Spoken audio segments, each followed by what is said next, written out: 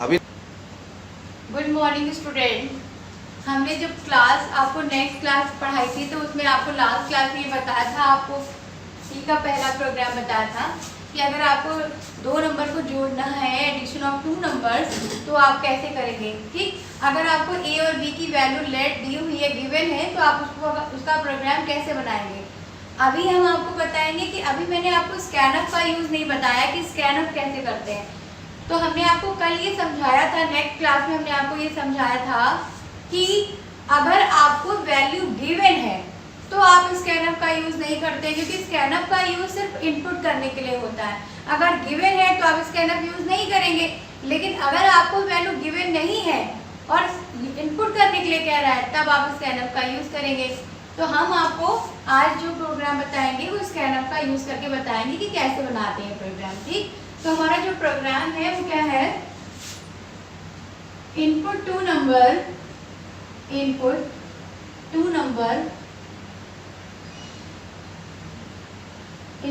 Number calculate addition.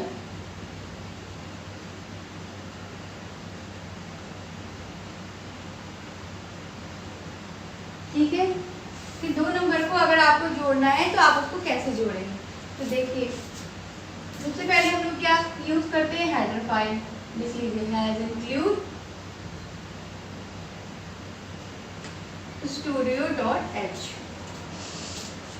फिर has include folio.h। ठीक, उसके बाद क्या यूज करते हैं, मेन फंक्शन।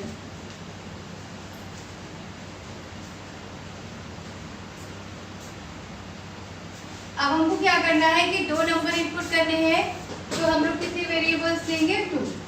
तो integer variable declaration a, b, c।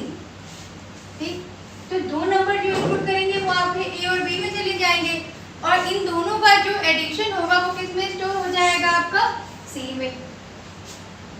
Her line के बाद आपको सेमीकोलन लेना है ताकि लाइन टर्मिनेट हो जाए। अब हमने आपको क्या बताया है, इनपुट टू नंबर, यानी आपको स्कैनअप का यूज करना है।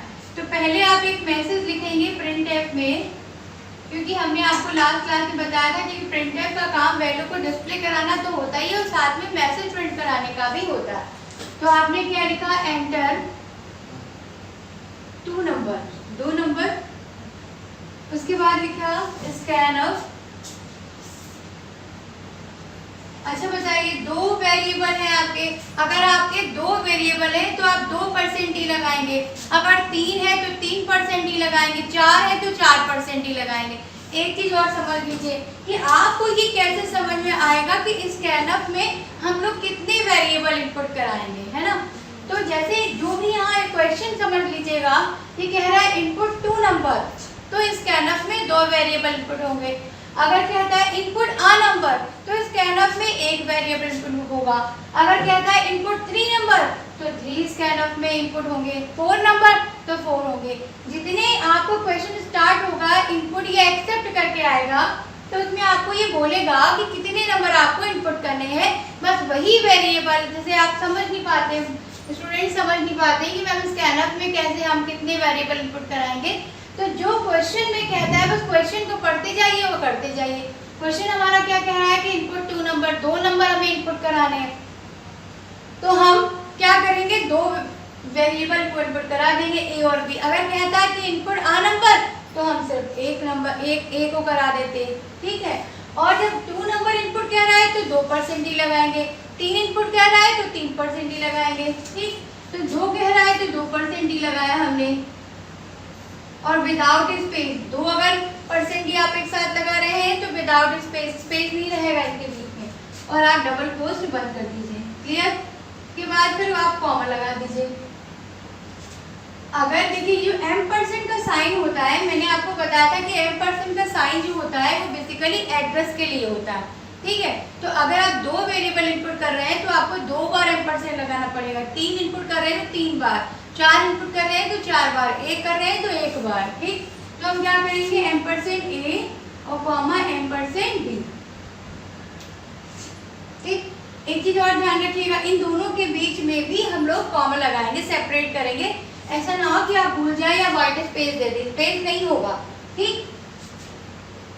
उसके बाद फिर क्या करेंगे, c is equal to a plus B. जैसे हमने कल आपको प्रोग्राम बताया था लास्ट क्लास में, बिल्कुल एग्जैक्टली वही करेंगे, बस स्कैनअप वाली लाइन अलग से जुड़ जाएगी। उसके बाद ये दोनों जुड़ जाएंगे तो किस में स्टोर होगा, c में। तो उसके बाद आप लोग प्रिंटफ c, और फिर वैसे ही हम आपको बताएंगे c में वैल्यू जाएगी, प्रिंट होगी, और comma c, get ch। Program को कंपाइल करने के लिए क्या करेंगे, कंट्रोल प्लस F9। आपका प्रोग्राम अगर एरर नहीं है तो 00 आएगा, तुरंत रन हो जाएगा। आपसे मांगेगा, अब क्या मांगेगा, जब आपकी विंडो खुल के आएगी तो आपसे मांगेगा क्या, एंटर 2 नंबर। तब आप 2 नंबर देंगे, लाइक 3 एंटर 2, मतलब एक बार 3 लिख के एंटर की प्रेस करेंगे और 2 लिखेंगे। फिर जब फिर एंटर मारेंगे तो आपका जो 5 आंसर है वो आपको दिखाई देगा, c इज इक्वल टू 5, ठीक है। तो ये तो हो गया आपके एडिशन का प्रोग्राम कि अगर हमें 2 नंबर को जोड़ने का प्रोग्राम बनाना है तो हम उसको किस तरीके से बनाएंगे। तो ये फॉर्मेट होगा, कल भी हमने आपको बताया था नेक्स्ट क्लास में। तो बस उसमें ये किया था हमने कि यहाँ पर स्कैनअप यूज नहीं किया था, यहाँ पर हमने सीधे लिख दिया था, क्योंकि a और b की वैल्यू गिवन थी। जब a और b की वैल्यू गिवन नहीं होगी तब आप स्कैनअप स्टेटमेंट का यूज करेंगे, और जब आपको गिवन होगी तो ये लाइन जो लिखी हुई है ये लाइन आप में नहीं होगी, ठीक है। अब नेक्स्ट प्रोग्राम हम आपको बताते हैं।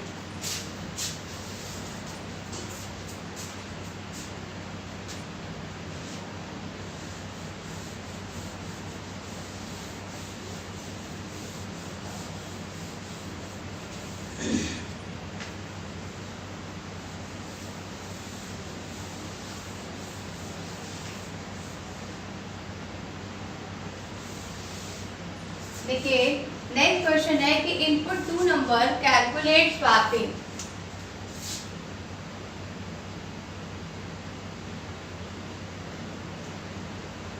आपको क्या करना है कि 2 नंबर इनपुट करने हैं और उसको स्वैप करना है। स्वैप का मतलब होता है वैल्यू को इंटरचेंज करना, स्वैपिंग का मतलब होता है वैल्यू को इंटरचेंज करना। तो जैसे कैसे करेंगे, पहले हम इसका लॉजिक आपको बता देते हैं, उसके बाद उसको प्रोग्राम में इम्प्लीमेंट करेंगे। देखिए जैसे हमको करना क्या है कि मान लीजिए a है, ये भी प्रोग्राम हम आपको नहीं बता रहे, अगर हम सिर्फ इसका आपका लॉजिक समझा रहे हैं। तो मान लीजिए a की वैल्यू 10 है और b की वैल्यू 20 है, और करना क्या है, हम चाहते हैं कि a की वैल्यू 20 हो जाए और b की वैल्यू 10 हो जाए, हम ये करना चाहते हैं, ठीक है। तो क्या करेंगे हम, देखिए अब हमें ये करना है, तो हमने एक लोकल वेरिएबल c ले लिया जिसमें कोई भी वैल्यू नहीं है, एक लोकल वेरिएबल c ले लिया जिसमें आपकी कोई भी वैल्यू नहीं है, ठीक। अब हमने क्या किया कि हमने a की वैल्यू को c में डाल दिया, तो जिसकी वैल्यू जाती है, ठीक है, उसको बाद में लिखते हैं, और जिसमें जाती है उसको पहले लिखते हैं, ठीक। हमने क्या बताया कि जिसकी वैल्यू जाती है उसको बाद में लिखते हैं और जिसमें जाती है उसको पहले लिखते हैं। तो a की वैल्यू c में गई तो उसको लिखा c is equal to a, यानी क्या हुआ कि a की वैल्यू c में असाइन हो गई, यानी ये 10 यहाँ से हट गई और यहाँ आ गई और a खाली हो गया, ठीक। अब क्या किया हमने, फिर हमने क्या किया, b की वैल्यू a में डाल दी, तो जिसमें जाती है उसको पहले लिखते हैं, जिसकी जाती है उसको बाद में लिखते हैं। b की वैल्यू a में गई तो क्या लिखा हमने, a is equal to b, ठीक, यानी ये 20 यहाँ आ गया और b खाली हो गया, क्लियर। अब क्या करना है, c तो हमारा एक लोकल वेरिएबल था, तो हम क्या करेंगे कि c की वैल्यू b में डाल देंगे, तो क्या हुआ, c की वैल्यू आपकी b में चली गई, यानी ये 10 हो गया। तो किसकी वैल्यू गई, c की वैल्यू b में गई है ना, तो जिसमें जाती है उसको पहले लिखते हैं और जिसकी जाती है उसको बाद में लिखते हैं, यानी b is equal to c। Value हमारी इंटरचेंज हो गई, a की वैल्यू 10 थी तो 20 हो गई, b की वैल्यू 20 थी तो 10 हो गई। ये आपका प्रोग्राम का लॉजिक होता है, इंटरचेंज करना, वैल्यू को इंटरचेंज करना। अब इसको प्रोग्राम में इम्प्लीमेंट करेंगे, तो देखिए क्या करेंगे, वही करना है आपको। सबसे पहले प्रिंट f एंटर 2 नंबर,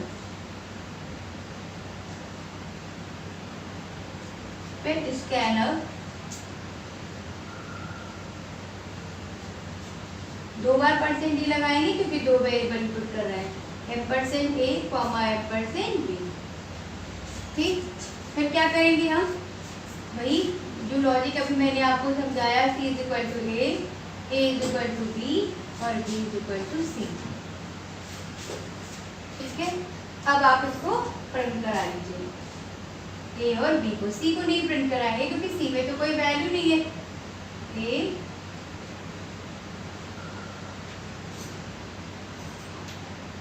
और प्रिंट F B।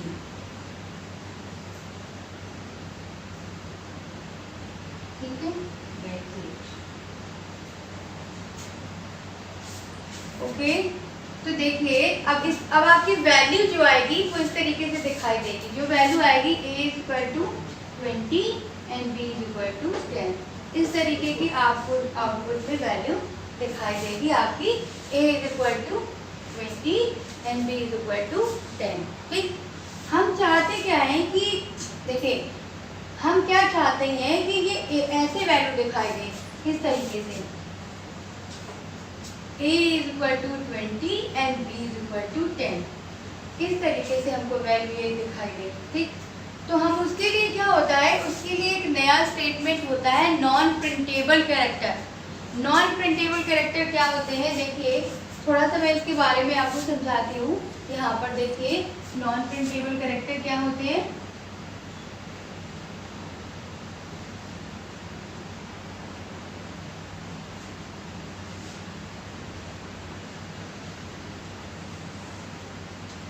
देखिए नॉन प्रिंटेबल कैरेक्टर क्या होते हैं। नॉन प्रिंटेबल कैरेक्टर वो कैरेक्टर होते हैं जो स्क्रीन में प्रिंट तो होते हैं लेकिन दिखाई नहीं देते हैं। ऐसे कैरेक्टर आपके नॉन प्रिंटेबल कैरेक्टर होते हैं। ठीक, नॉन प्रिंटेबल कैरेक्टर वो कैरेक्टर होते हैं जो स्क्रीन में प्रिंट होते हैं लेकिन दिखाई नहीं देते हैं। ऐसे कैरेक्टर आपके नॉन प्रिंटेबल कैरेक्टर कहलाते हैं। जैसे A को प्रिंट करिए तो दिखाई देगा, B को लिखिए दिखाई देगा, C को लिखिए दिखाई देगा, लेकिन प्रिंट भी हो जाए और दिखाई ना दे तो वो होते हैं आपके स्लैश एन। ये फॉरवर्ड स्लैश है आपका, ये होता है आपका नेक्स्ट लाइन के लिए। ठीक है, और एक होता है स्लैश टी, ये आपका होता है टैब के लिए। तो वही चीज है जैसे मैंने आपको बताया कि अगर आप इसमें स्लैश देखिए, अगर स्लैश इन का काम क्या होता है कि अगर आपको नेक्स्ट लाइन में देखना है दूसरे वेरिएबल को तो उसके लिए आप स्लैश एन लगा देते हैं। और टैब का मतलब ये होता है कि लाइन में नीचे ना आ जाए लेकिन इन्हीं दोनों में स्पेस आए, जैसे ऐसे दिखाई देंगे। तो ये बीच में बाय डिफॉल्ट 5 स्पेसेस छोड़ता है। जो आपका टैब कैरेक्टर होता है वो बाय डिफॉल्ट बीच में कितने स्पेस छोड़ता है, 5 स्पेस छोड़ता है। तो जैसे मैंने आपको बताया कि मेरा ये आंसर आ रहा है। ठीक, अब हम चाहते हैं कि इस तरीके का आंसर आए तो यहाँ पर फिर हम लोग स्लैश एन का यूज करके और इस तरीके से हम वैल्यू प्रिंट कराएंगे कि हमारा जो आंसर है वो इस तरीके से आ जाए। ठीक, ओके, थैंक यू।